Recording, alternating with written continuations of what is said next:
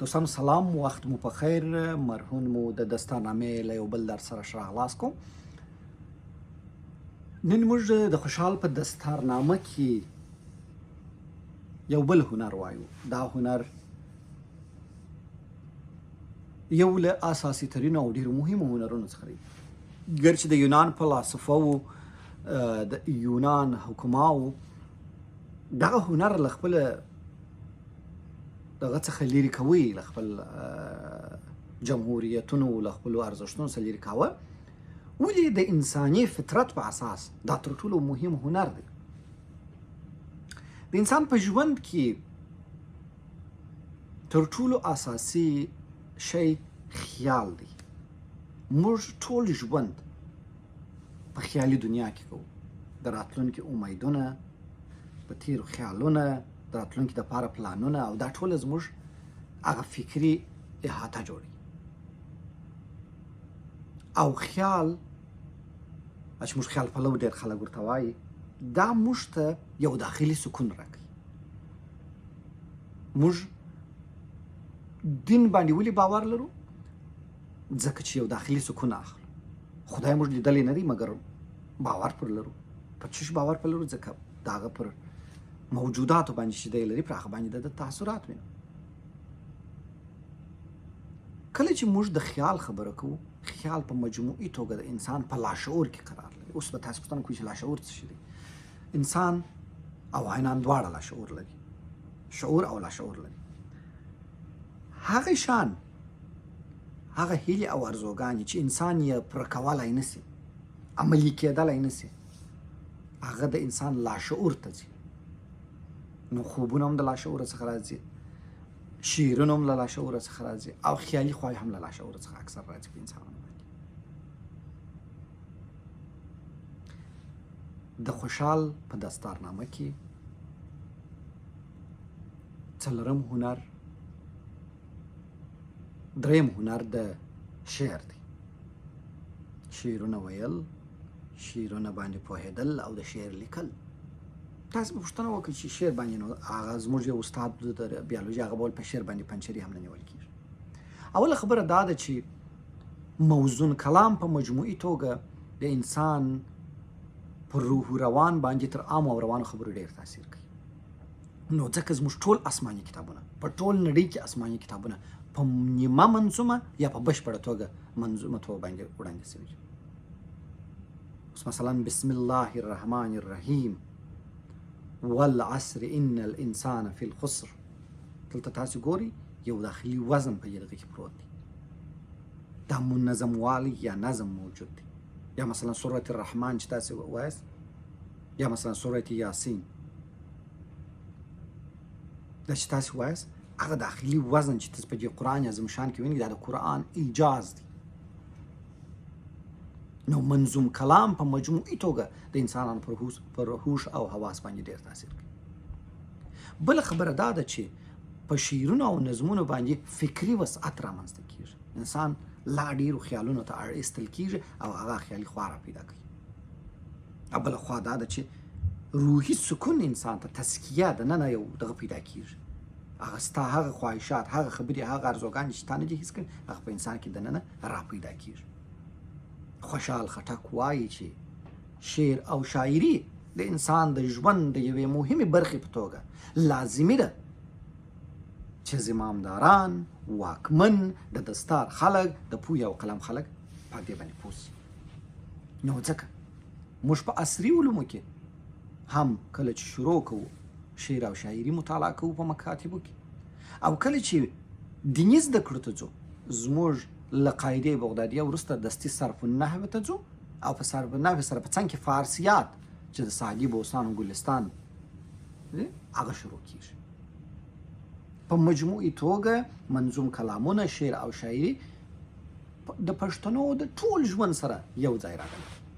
تاسې چې څونه پښتانه زمامداران، غیر پښتانه زمامداران، څونه پاچاهۍ چې تېرې سوي دي، ټولو پاچاهانو دوی له شعر او ادب سره خاص تړاو درلود.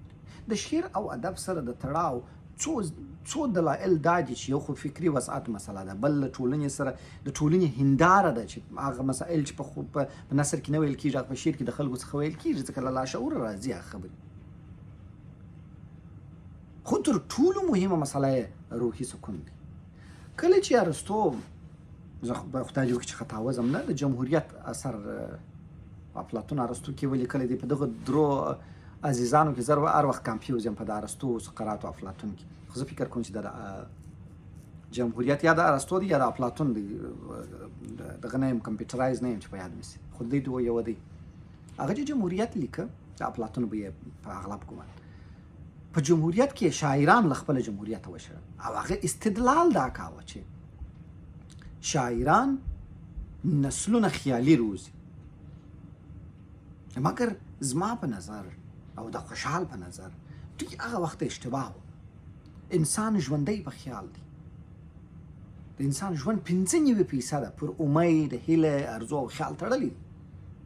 که زموږ سره د پرون خاطرات نه وای، د پرون تصورات نه وای، موږ به د سبا هیلې د کومه کولی؟ موږ به نن ولې سبق ویلی؟ موږ به ولې نن ویډیوګانې کتلی؟ په نن کې که موږ فکر وکړو اتومات ګرده کیسه خلاص ده. انسان خو ژوندی په خیال او په هیله او په ارزو دی، په امید دی، او امید ټوله خیال دی، هیله ټوله خیال دی. نو د خوشحال خبره دا ده چې د یوې خوا خو دا خبره رامنځته کېږي چې ته په شعر باندې خیالي خو تسکین پیدا کوې، نوې خبرې د اولس راخلې. بل اساسي ترینه خبره دا ده چې فصیح او بلیغوالی د انسان په شعر او شاعري کې پیدا کېږي. ځکه په شعر او شاعري کې هغه ژبه استفاده کېږي، هغه ژبې ته څوک ځي چې د ټولنې په هر فرد پورې تړلي.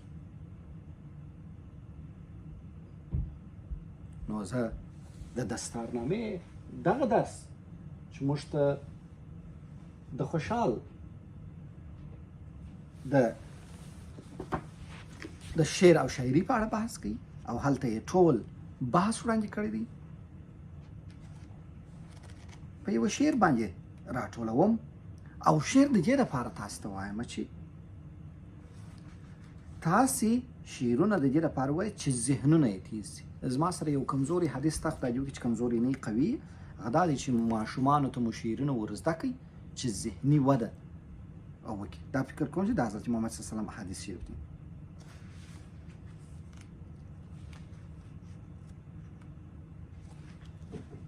زه اوس ورک یم چې څنګه شعر تاسو ته وایم.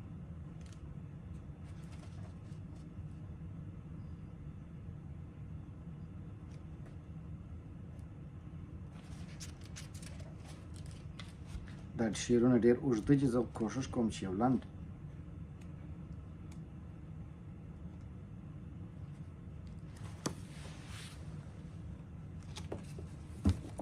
نو د شعرونو ویل نه یوازې دا چې ستاسې وخت ښه تېروي، تاسو ته دننی یا روحي سکون درکوي، بلکې تاسو ته ذهني وده درکوي.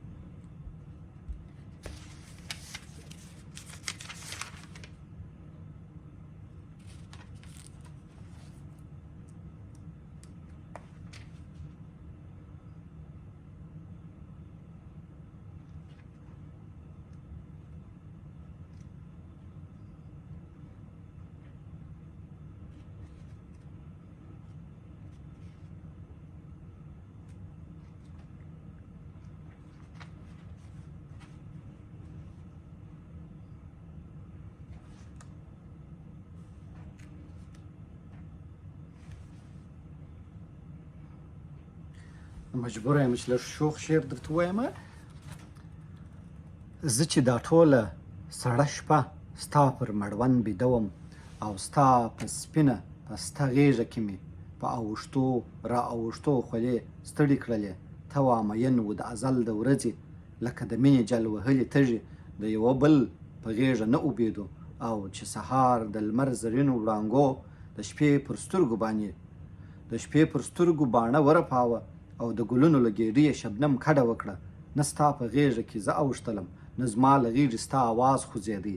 د پردیسۍ کټ مې اغزي اغزي سو، خیال مې زخمي زخمي سو.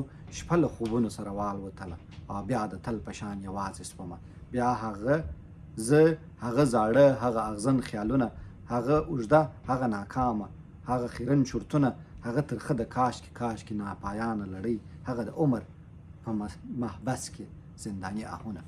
نو لنډه دا چې د یوه مشر، د یوه لیډر، د یوه رهبر دپاره د شعرونو ویل، زده کول او په پوهېدل یو له اړین ترینو مواردو څخه دی. په پښتو ژبه کې د احمدشاه بابا دیوان او د نورو رهبرانو او مشرانو دیوانونه یو له اهمترینو او مهمترینو برخو څخه.